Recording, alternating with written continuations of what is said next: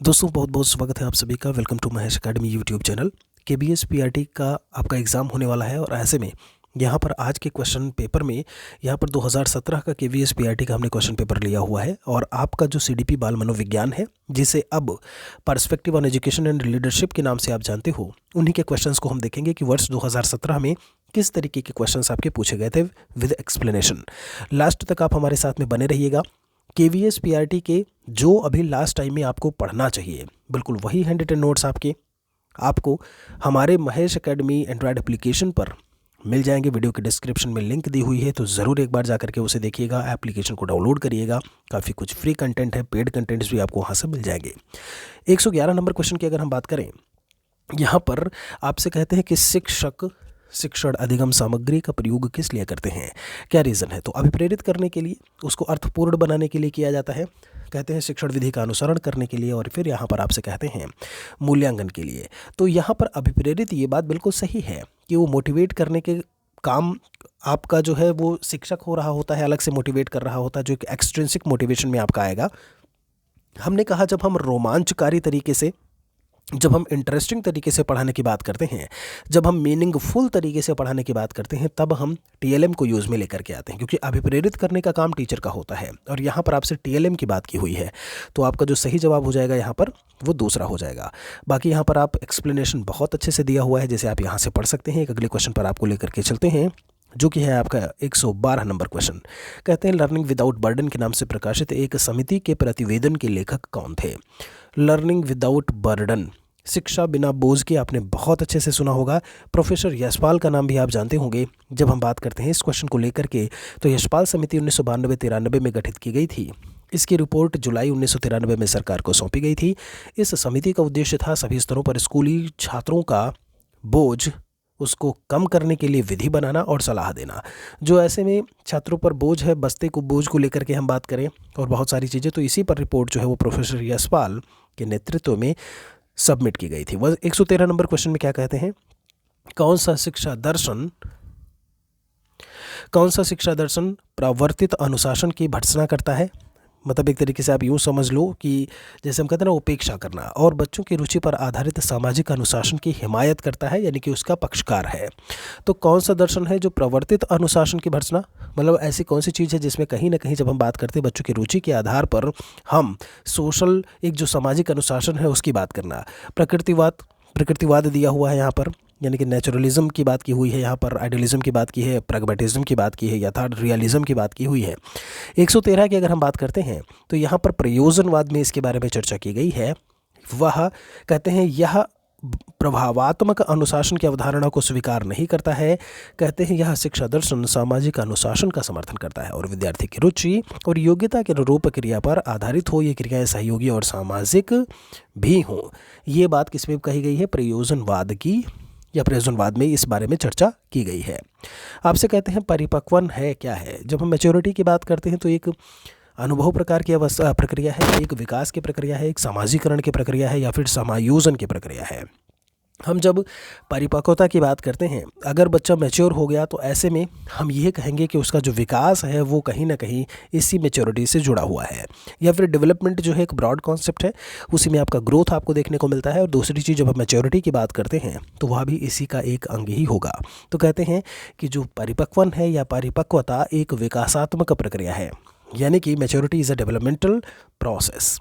बाकी यहाँ पर कुछ और एक्सप्लेनेशन दिया हुआ है जो आप पढ़ सकते हैं, क्योंकि कहीं ना कहीं जब हम अनुवांशिकी और वातावरण की बात करते हैं, तो वृद्धि और विकास दोनों ही कहीं ना कहीं एक दूसरे से रिलेट कर रहे होते हैं। 115 नंबर क्वेश्चन में क्या कहते हैं कि यदि कोट निम्न प्रकार दिए गए हैं, ज्ञान पहला है, समझ दिया है, विश्लेषण दिया है, अनुप्रयोग दिया है, संश्लेषण है, मूल्यांकन है, ज्ञानात्मक पक्ष के लिए ब्लूम के वर्गीकरण का सही तरीका इनमें से क्या होगा। ब्लूम्स टैक्सोनॉमी, बहुत इंपॉर्टेंट क्वेश्चन आपका। हर एक पक्ष को लेकर के ब्लूम ने अपना वर्गीकरण दिया, इसको आपको सही सीक्वेंस में लगाना है, बस यही बात इसमें इन्होंने पूछी हुई है। तो आप क्वेश्चन का जो लेबल आप समझ सकते हो, कुछ इस तरीके से आपको लेबल जो है वो देखने को मिलेगा जब हम बात करते हैं इस बार केवीएस एग्ज़ाम को लेकर के। यहाँ पर अगर हम इसकी बात करें तो यहाँ पर सबसे पहले नॉलेज की बात आती है। ध्यान रखिएगा, सबसे पहले तो आंसर आपका डी। तो इसमें एक बढ़िया से आपका एक्सप्लेनेशन में बता दिया है कि सबसे पहले नॉलेज आता है। नॉलेज ज्ञान, फिर बोध कॉम्प्रिहेंशन। बोध का मतलब होता है आपकी अंडरस्टैंडिंग में कोई चीज़ आना। अनुप्रयोग उसका एप्लीकेशन क्या होगा, उसका यूज़ क्या होगा, फिर उसका हम विश्लेषण करेंगे, बड़े से पार्ट को छोटे छोटे पार्ट्स में बांटेंगे। सिंथेसिस में क्या होता है, उन छोटे छोटे पार्ट्स को फिर से हम बड़े पार्ट में इकट्ठा या किसी एक बड़े पार्ट में उसे चेंज करेंगे। और फिर लास्ट में आता है आपका इवैल्यूएशन। ये 6 स्टेप्स आपके ज्ञानात्मक पक्ष की जब हम बात करते हैं तो ब्लूम्स के वर्गीकरण में आपको देखने को मिलेगा। आगे चलते हैं। 116 नंबर क्वेश्चन में आपसे कहते हैं निम्नलिखित में से कौन सा बुद्धि का निष्पादन परीक्षण नहीं है। मतलब बुद्धि की अगर मेजरमेंट को लेकर के बात करें तो इनमें से कौन सा टेस्ट उससे रिलेट नहीं करता। कैटल का संस्कृति निरपेक्ष परीक्षण, कॉर्नेल का कॉक्स स्केल करके लिखा हुआ है, भाटिया बैटरी परीक्षण और कोह का ब्लॉक डिज़ाइन परीक्षण। तो बुद्धि के निष्पादन को लेकर के बात करें, इनमें से कुछ ऐसे नाम होंगे जो शायद आप सुने ही ना हो। तो यही चीज़ है, केवीएस का स्टैंडर्ड क्वेश्चन का कुछ इसी तरीके से रहेगा। जब हम यहाँ से बात करते हैं तो कॉर्नेल का कॉक्स स्केल बुद्धि परीक्षण का जो आपका टेस्ट है वो इससे रिलेट नहीं करता है। जबकि कैटल की संस्कृति की बात करें, भाटिया बैटरी परीक्षण की बात करें, ब्लॉक डिज़ाइन की बात करें, यहाँ पर आर्मी अल्फा परीक्षण, वेस्लर वैल्यू टेस्ट यानी कि प्रौढ़ बुद्धि परीक्षण, ये सभी कुछ आपकी बुद्धि के निष्पादन से संबंधित हैं। 117 नंबर क्वेश्चन की यहाँ पर बात की गई है। तो आपके लिए एक क्वेश्चन बनता है यहाँ पर, देखते हैं कितने बच्चे जवाब देते हैं कि ये कॉर्नेल का जो कॉक्स स्केल परीक्षण है ये आखिर किससे संबंधित है। कमेंट सेक्शन में लिखिएगा, चाहे जैसे भी सर्च करिए, गूगल पे सर्च करिए, कहीं भी सर्च करिए, बुक्स में, लेकिन कमेंट में ज़रूर बताइएगा। निम्नलिखित में से कौन सा व्यक्तित्व मापन का प्रक्षेपण परीक्षण करता है। यानी कि जब हम पर्सनालिटी मेजरमेंट की बात करते हैं, इनमें से कौन सा जो है प्रक्षेपण परीक्षण, यानी कि जो एक प्रोजेक्टाइल टेस्ट होता है। जैसे पर्दे पर क्या होता है, आप फोकस देते हो, है ना, फोकस पर्दे पर आता है और फिर आपको क्या होता है, चित्र दिखाई देता है। बिल्कुल वैसे ही उसी को हम प्रक्षेपण परीक्षण बोलते हैं। मिनेसोटा बहुपक्षीय है, समाजमिति है, शब्द साहचर्य लिखा हुआ है और यहाँ पर बैल समायोजन तालिका। अगर हम व्यक्तित्व मापन परीक्षण को लेकर के बात करते हैं तो शब्द साहचर्य विधि जो है वो इसमें देखने को आपको मिलेगी। देखिएगा, इसमें बताया हुआ है कि इस प्रविधि में प्रायोज्य के समक्ष कुछ शब्द एक एक करके पेश किए जाते हैं और प्रायोज्य को प्रत्येक शब्द के तत्काल बाद उस शब्द को बताना होता है जो शब्द सुनते ही उसके दिमाग में आता है। तो बहुत अच्छे से यहाँ पर इन्होंने बताया हुआ है कि शब्द साहचर्य, साहचर्य का मतलब ही होता है कि वर्ड्स का एसोसिएशन होना, एक दूसरे के साथ में जुड़ाव होना। 118 नंबर कहते हैं आपसे निम्नलिखित में से किसके परिणामों के आधार पर उपचारात्मक शिक्षण भलीभांति संचालित किया जा सकता है। तो सबसे पहले आप निदानात्मक परीक्षण यानी कि डायग्नोस्टिक टीचिंग को आप प्राथमिकता देते हो एंड आफ्टर दैट आपका उपचारात्मक शिक्षण आपको देखने को मिलता है। आगे ले चलते हैं। 119 नंबर पर आपसे पूछा हुआ है कि प्राथमिक स्तर पर एक बाल केंद्रित पाठ्यक्रम का केंद्र बिंदु नहीं होना चाहिए। प्राथमिक स्तर पर एक बाल केंद्रित पाठ्यक्रम का बिंदु नहीं होना चाहिए। कौन सी चीज़ें इसमें शामिल नहीं होंगी। तो सुसंगत समायोजन, व्यक्तिगत आपका अभिरुचियाँ, स्वभाव दिया हुआ है। माँ बच्चों की आर्थिक लाभ संबंधी योजनाएं, आपने एक यहाँ पर ऑप्शन में देखा आर्थिक लाभ संबंधी योजनाएं, उससे तो कोई मतलब नहीं ना इसका। अब स्कूल की बात कर रहे हो तो ये सारी बातें आपकी ए बी सी तीनों शामिल होंगी, लेकिन आपका लास्ट वाला इसमें शामिल नहीं होगा। 120 में आपसे क्या कहते हैं, निम्नलिखित में से कौन सा अधिगम सिद्धांत बच्चों की आदतों में परिवर्तन के लिए सर्वाधिक सामर्थ्यपूर्ण है। बच्चों की आदतों में और जो उनकी इन हैबिट्स को चेंज में लेकर के आए, तो अभ्यास त्रुटि की बात की है, क्लासिकल अनुकूलन की बात की हुई है, क्रिया प्रसूत अनुकूलन दिया है और पुनर्बलन दिया हुआ है। तो आदतों में परिवर्तन कौन सी चीज़ है जो लेकर के आएगी। एक इन्होंने बताया है लगभग सभी आदतों का निर्माण क्लासिकल अनुबंधन सिद्धांत के आधार पर किया जा सकता है। इस सिद्धांत के अनुसार प्रत्येक व्यक्ति या जीव कुछ जन्मजात प्राकृतिक अभिवृत्तियाँ या प्रतिक्रियाएं रखता है तथा ये प्रतिक्रियाएं किसी उपयुक्त प्राकृतिक उद्दीपक के उपस्थित होने पर ही जो है प्रकट होती हैं। प्राकृतिक उद्दीपक ये बिल्कुल वैसा ही है कि कोई नेचुरल तरीके से आपको स्टिमुली, एक ऐसी चीज़ जो आपको कहीं ना कहीं अभिप्रेरित उद्दीपित करने का काम कर रही हो। ठीक है, तो यहाँ पर आपका क्लासिकल एडॉप्टेशन वाली चीज़, क्लासिकल अनुकूलन वाली चीज़ आपको देखने को मिलेगी। आगे लेकर के चलते हैं आपको 121 में क्या कहते हैं कि विद्यालयों को सामाजिकरण के केंद्र के रूप में मानते हैं क्योंकि ये बच्चों की सहायता करते हैं। किस प्रकार से, नागरिकों के रूप में विकसित होने में, बहुत अच्छी बात है, मूल्यों परंपराओं को ग्रहण करने में, ये भी सही है, समाज को अपनी भूमिका के प्रति सजग होने में और ऐसा ज्ञान प्राप्त करने में जिससे वह समाज को समझ सकते हैं। अगर वो समाज को समझ रहे हैं तो क्या वो एक अच्छे नागरिक बन सकते हैं। क्या वो मूल्य और परंपराओं को ग्रहण कर सकते हैं? ये क्या कहते हैं आपसे कि विद्यालयों को सामाजिकरण के केंद्र के रूप में इसलिए माना जाता है क्योंकि बच्चों को मुख्य रूप से समाज में अपनी भूमिका के प्रति सजग होने से सहायता मिलती है। ये बात सही है कि समाज को आप समझें, लेकिन सबसे बड़ी चीज़ ये है कि समाज में आपकी भूमिका क्या है। अभी इस क्वेश्चन की मैं बात बताऊं आपको, आप में से जितने बच्चे हैं आपको सारे के सारे ऑप्शन सही लग रहे होंगे। उनमें से क्या इम्पॉर्टेंट है, तो कहते हैं कि बच्चों की सहायता करता है और बच्चे के रूप में उसकी भूमिका क्या है। समाज में तो बहुत सारे लोग रहते हैं, शिक्षक भी है, माता पिता भी हैं, अभिभावक भी हैं, बाकी लोग भी हैं, लेकिन बच्चों की बात की यानी उस बच्चे की भूमिका की बात की जा रही है। तो इसीलिए यहाँ पर ऑप्शन क्या होगा आपका? सी होगा। ध्यान दीजिएगा, कुछ इसी तरीके के क्वेश्चंस आपको देखने को मिलेंगे। यहाँ पर हम आपके जितने भी प्रीवियस पेपर्स की हम बात करें उन सभी को हम यहाँ पर सॉल्व ज़रूर करवाएंगे। आप ज़रूर वीडियो को देखा करिए, पूरा वीडियो देखा करिए एक्सप्लेनेशन के साथ में, और अन्य के साथ में शेयर भी ज़रूर किया करें। यहाँ पर 122 की अगर बात की जाए, निःशुल्क और अनिवार्य शिक्षा का अधिकार अनुच्छेद 45 से हटा करके 21A में रखा गया। अब आर्टिकल जो 45 है वो आखिर किससे रिलेट करता है?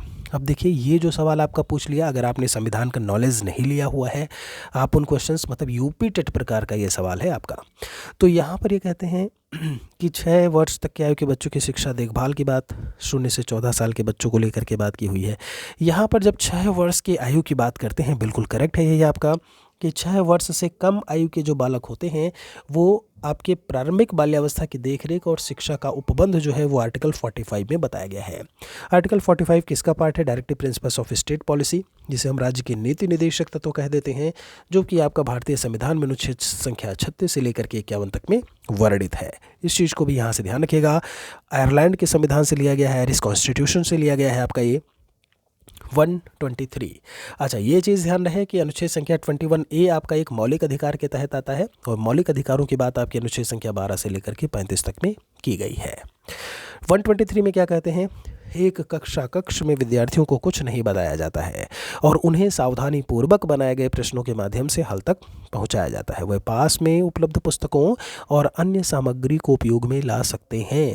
तो प्रयोग में लाई गई शिक्षण विधि कौन सी है? समझ में आ रहा है? अभी आपने शिक्षण विधियों के बारे में देखा कि कौन कौन सी विधियां होती हैं। यहाँ पर कुछ बातें इन्होंने बता दी कि कुछ नहीं बताया गया।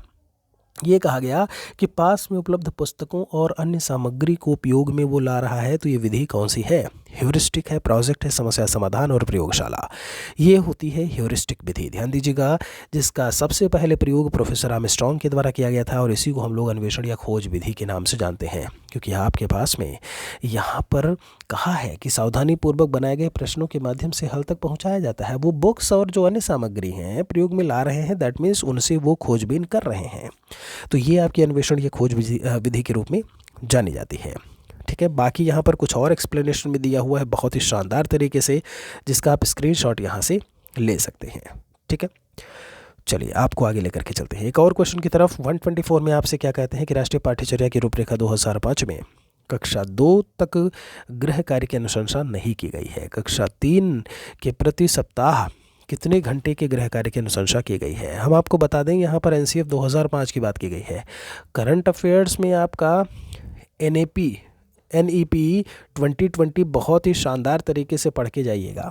एक लेक्चर मैं लेकर के आऊँगा जिसमें इससे संबंधित एनईपी 2020 से सारे क्वेश्चंस, जैसे मैंने 2005 राष्ट्रीय पाठ्यचर्या की रूपरेखा से जितने भी क्वेश्चंस इंपॉर्टेंट सब करवाया हुआ है। यहाँ पर इससे भी संबंधित सारे सवाल लेकर के आएंगे, क्योंकि ये सवाल आपको करंट अफेयर्स तो छोड़िए, आपको सीडीपी में भी देखने को मिल सकता है अब। ठीक है, ध्यान रखिएगा ये चीज़। तो राष्ट्रीय पाठ्यचर्या की रूपरेखा 2005 में कक्षा 2 तक कितने साल की बात की गई है? ये कहते हैं 2005 में कक्षा 3 से प्रति सप्ताह 2 घंटे के गृह कार्य की अनुशंसा की गई है। ठीक है, ये बहुत ही अंदर से क्वेश्चन जा करके आपसे पूछा हुआ है, इसे ध्यान रखिएगा। आपसे कहते हैं कि वस्तुनिष्ठ परीक्षण उपयुक्त नहीं है, इनमें से किसके लिए सही नहीं है? विचारों के विकास और संगठन में, लागत कम करने में, निर्माण की सुगमता में, और अनुमान तत्वों से बचाव में।